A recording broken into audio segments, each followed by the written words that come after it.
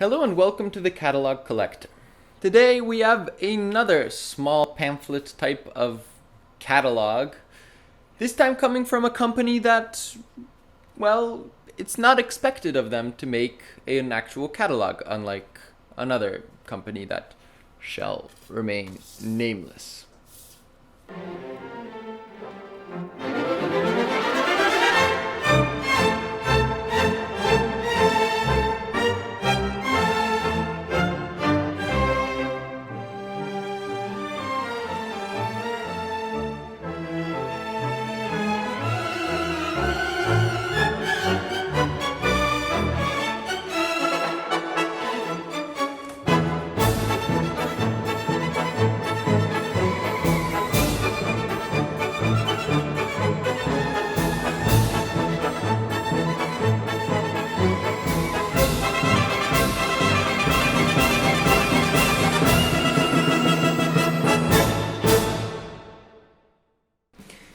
Thomas Gref is not a extremely high-end luxury watchmaker.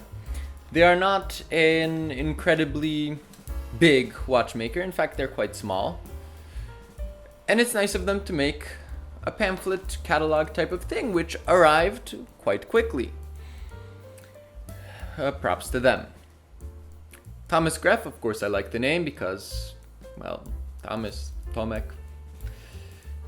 Thomas Gref is an American watch company made by Thomas Gref, who is from Ohio.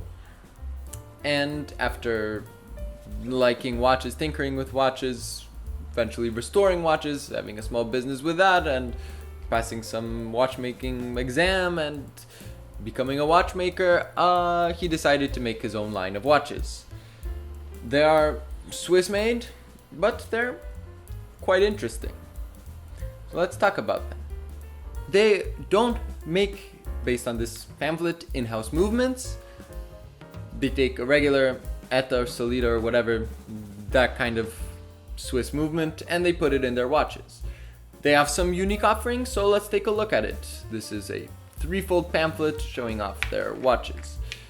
Newport, 1939, Coronado, Oceanic, and the movement, which we'll get into a bit later. Let's start with my least favorite, the Oceanic. I do like the dial. I like the handset. I like the numerals. I like everything on the dial. I don't like the case, and I especially don't like the bezel. The font of the numerals on the bezel is nice. I've never seen that before with any dive watch. Same with the font on the dial, for that matter. But why? Why did it have to be a metal bezel? It is what it is, and I'm sure people like it. I don't find anything particularly offensive with this watch because it is a dive watch, and with the world of dive watches, there is just, well, it's hard to find something really offensive to the dive watch name, as basically all of them are offensive anyway. But that's just my opinion.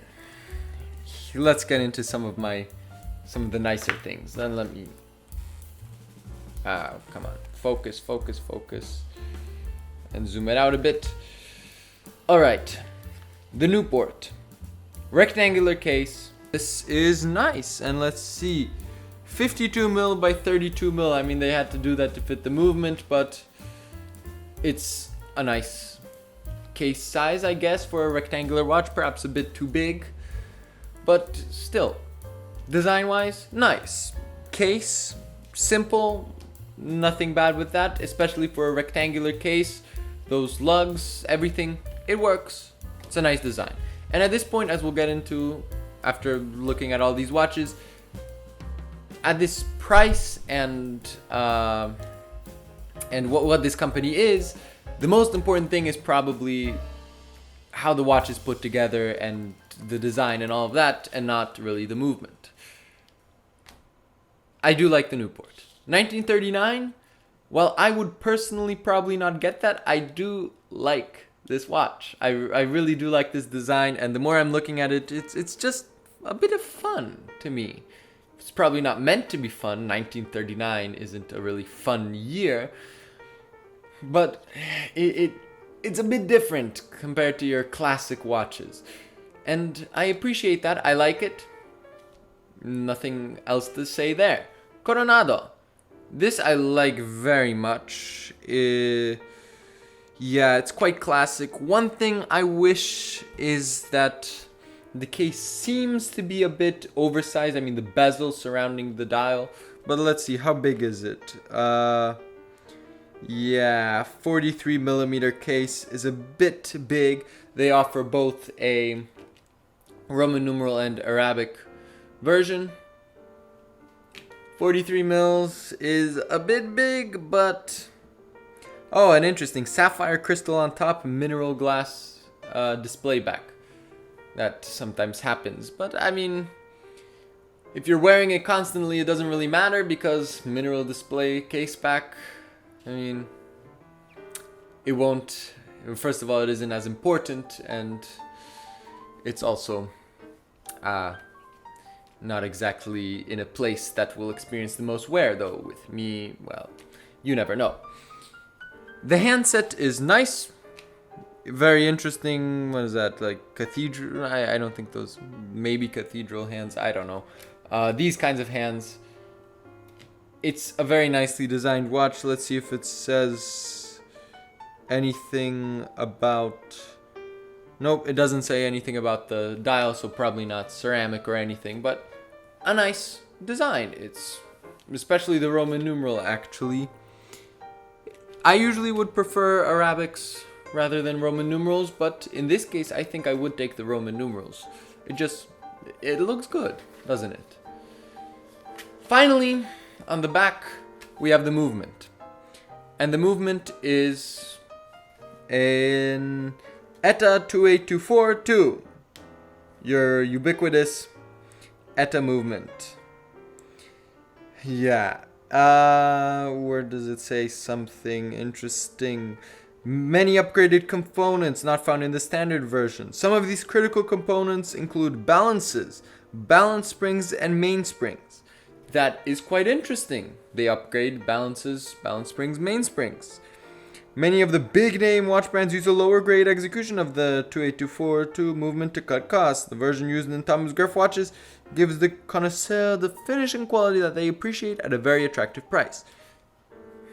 The movement. Yes, the movement. Let me zoom you guys in. First of all, that's quite an interesting... It's probably from the photograph. Those black things on the lugs. We see screwed on case back, your typical specifications on it. And you see a very nice rotor, Thomas Gref, with gold or gold colored inlay, which I appreciate, and it does work. It really does. I think the Thomas Gref on the dial, that one on that dial, and then on this, they work pretty well. They're a nice name to look at, let me put it that way. Also, upon further research, so some of the upgrades to the movement come from, I believe, the ETA factory itself. I mean, yeah, they're upgrades to the basic ETA movement. He says on his website it costs twice as much to manufacture this one as the standard 2824. Yeah. He also rhodium plates the movement, which is very nice, and it's a high quality finish. Yeah. Alright. So the price on these watches, that is a bit higher than your typical ETA movements. It's around $1,150 for this. Not sure about that. Some special editions are like 1,250 or something like that. So the prices are not incredible by any means. I mean, you're not getting an Alanga for $1,000, but you wouldn't be getting that anyway. And Well, what you could get for $1,000 instead from a Microbrand is, it would be hard to find something equivalent. Especially if you want to support Thomas Gref, of course hoping that eventually he comes up with his own movement. This is a very nice company, a very nice guy doing a very nice thing. And it's always nice to see these watches made by a person who loves watches and is doing it that are high quality. These are definitely high quality. And are they worth the money? I'd say certainly. Certainly they're worth it, and you can get a lot worse deals than this. Let me put it that way. Yeah. So Thomas Gref, really do appreciate what he's doing. Really do appreciate that he sent me this catalog. And, well, hope he continues. Maybe makes his own movement one day. I'm looking forward to seeing what comes next from Thomas Gref. That's all I've got for you today. Thank you. Thanks for watching the video to the end. If you liked it, please subscribe and like the video. Perhaps consider supporting me on Patreon. Any support would be greatly appreciated. I will be coming out with catalog collectors once a week for the foreseeable future. Of course, until I run out of catalogs. We'll see what happens then. See you in the next one.